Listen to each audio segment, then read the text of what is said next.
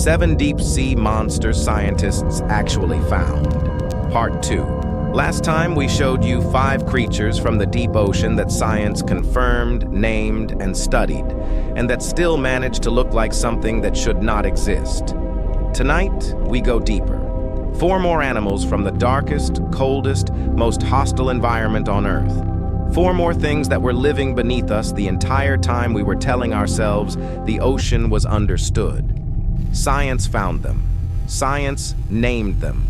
And then science sat down and had to seriously reconsider what it thought it knew about what life was capable of. These are not legends. These are not maybes. These are real. And they are waiting in the dark right now, doing exactly what they have always done, completely indifferent to whether we believe in them or not. Monster number 6, the black dragonfish. There is a creature in the deep ocean that has solved one of the most fundamental problems of predation: how to be invisible in a place where bioluminescence, the production of living light, is one of the primary tools of both hunting and escape. In the deep sea, where no sunlight reaches, many animals produce blue-green light to communicate, to attract prey, or to see in the darkness. Over millions of years, deep-sea animals have evolved eyes specifically tuned to detect this blue-green light, which means that any predator that produces it is also advertising its own presence. The black dragonfish, Odysseus atlanticus, solved this problem in a way that took scientists decades to understand. It produces red light. Red light is effectively invisible in the deep ocean. The eyes of most deep-sea animals have no receptors for red wavelengths. The water absorbs red light so completely above the mesopelagic zone that evolving red light vision would be pointless.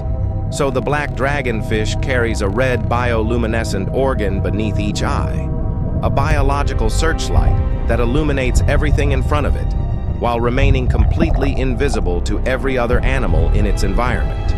It hunts in a spotlight that only it can see. Its prey swims oblivious into a cone of red light while the dragonfish watches in perfect clarity. The darkness that protects everything else in the deep ocean protects nothing from the black dragonfish. The dragonfish itself is built for the dark in every detail.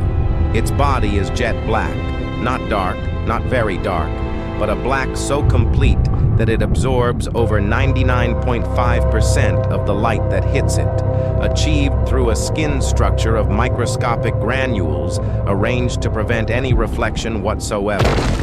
Researchers at Duke University who studied the dragonfish's ultra-black skin in 2020 described it as one of the most efficient, light-absorbing biological structures ever measured, comparable in its light absorption to the most advanced man-made optical materials. Its teeth are made of a material so transparent that they are effectively invisible even in light, an adaptation that prevents the flash of white teeth from warning prey at the moment of attack.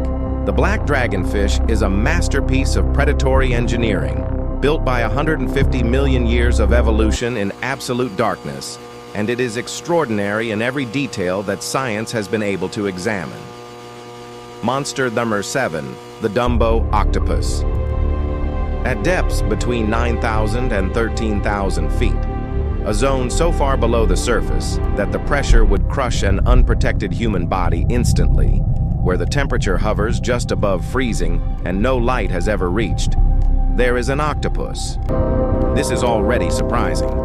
Octopuses are coastal animals, associated with reef environments and shallow rocky bottoms, with a biology so tuned to warmer, shallower water that finding one at 13,000 feet seems wrong in the same way that finding a tropical bird in Antarctica seems wrong.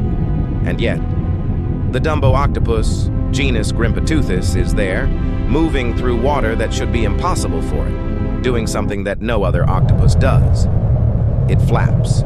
2 large, ear-like fins, one on each side of its mantle, positioned where ears would be on a mammal, flap in a slow, steady rhythm that propels it through the water with a gentleness utterly unlike the jet propulsion that other octopuses use. The fins are the feature that gave it its name. They look, unmistakably, like the ears of Dumbo, the fictional flying elephant, and the resemblance is close enough that the scientists who named the genus apparently couldn't resist.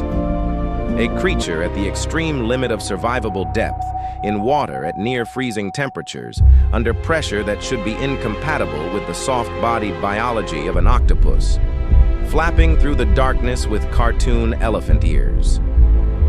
In 2023, a research team from the Ocean Exploration Trust documented a Dumbo octopus hatchling at 6,600 feet, the first time a newborn specimen of any deep-sea octopus had been observed in its natural environment. The footage showed an animal that at birth was already fully formed and fully capable, moving through the deep water with its fins working, its arms coordinated, its chromatophores producing color changes with the same control as an adult. There was no larval stage, no period of development in shallower water, no dependence on the surface world at all. The Dumbo octopus is born into the deep ocean already complete, already adapted, already at home in a place that should be incompatible with its existence. It has never needed the surface, it has never known it, and it never will. Monster number 8, the giant isopod. You know what a pill bug is. The small, gray, armored creature that rolls into a ball when you disturb it, found under rocks and logs, in garden soil, in the damp corners of basements. A harmless, ancient, extraordinarily successful crustacean that has been living alongside humans for so long that it barely registers as remarkable. Now imagine the same animal, the same body plan, the segmented armor, the multiple legs, the ability to roll into a defensive sphere, the same ancient lineage, unchanged for 160 million years. But instead of fitting in the palm of your hand, it is the size of a large cat. That is the giant isopod, Bathynomus giganteus, and it is completely confirmed, undeniably real. Giant isopods live on the abyssal plain, the flat, cold, largely featureless deep ocean floor at depths between 500 and 7,000 feet. They are scavengers, feeding on the carcasses of whales, fish, and squid that sink from the surface world above. In an environment where food arrives unpredictably and infrequently, the giant isopod has evolved a biology tuned to feast and famine. It can eat enormous quantities when food is available, and then survive for years, confirmed years, not estimated years, without eating at all. A giant isopod at the Toba Aquarium in Japan refused food for 5 years and 4 months before dying, not of starvation, but of what researchers described as a general organ failure unrelated to its fasting. It simply stopped eating for 5 years and waited. The giant isopod was first described in 1879 from a specimen collected in the Gulf of Mexico. When it was brought to the surface and displayed, the reaction was one of the more entertaining episodes in the history of marine biology. The scientific community had a difficult time accepting that an animal so familiar in miniature, so recognizable in its basic form, could exist at this scale in the deep ocean. The pillbug of the abyss, the woodlouse of the deep sea floor, an animal that children find under garden rocks, scaled up to the size of a football, living in the coldest, darkest, most pressure-crushed environment on Earth, waiting patiently in the dark for a whale to fall. It has been doing this for 160 million years. It will continue doing it long after we are gone. Monster number 9, the anglerfish. Every list of deep-sea creatures ends here. Not because the anglerfish is necessarily the most extraordinary animal in the deep ocean, though it competes, but because the anglerfish is the one that most completely embodies what the deep ocean actually is. A place of absolute darkness, crushing pressure, extreme scarcity, and the most extreme solutions to the most extreme problems that evolution has ever been required to solve. The anglerfish does not look like it was designed by the same process that produced dolphins and eagles and butterflies. It looks like it was designed by something that had given up on beauty entirely and was focused exclusively on function, which is, of course, exactly what happened. The bioluminescent lure, the esca, Dangling from a modified dorsal spine above the anglerfish's enormous jaws is the feature everyone knows. A living light produced by bioluminescent bacteria living in symbiosis with the fish, waved in the darkness to attract prey that has no way of knowing that the light means death rather than company. The jaws beneath it are disproportionate to the rest of the body, capable of opening wide enough to swallow prey twice the anglerfish's own size, lined with long, inward-pointing teeth that ensure nothing that enters ever works its way back out. But the lure and the jaws are not the most extraordinary thing about the anglerfish. The most extraordinary thing is what the males do. Male anglerfish are dramatically smaller than females. In some species, less than a tenth of the female's size. When a male finds a female in the complete darkness of the deep ocean, guided by chemical signals across distances that seem, given the scale of the environment, nearly miraculous, he bites into her body. His jaws fuse with her skin. His circulatory system merges with hers. Over the following weeks and months, his eyes degenerate. His internal organs degenerate. His brain degenerates. He becomes, in the most literal biological sense, part of the female.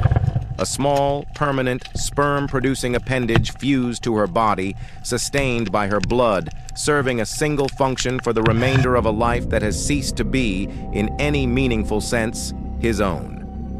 Some female anglerfish have been found carrying up to 8 males fused to their bodies. Science did not predict this. Science, when it first discovered it, did not believe it.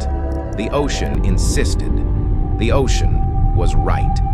4 more monsters.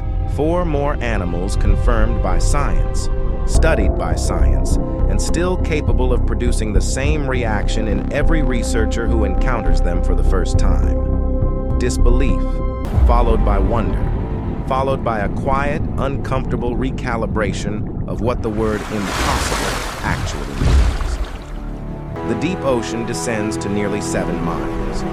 We have explored less of it than we have explored the surface of Mars. If 9 animals this extraordinary were waiting in the fraction we've already found, what is still down there, in the part we haven't reached yet? The next video is already waiting. Don't go anywhere.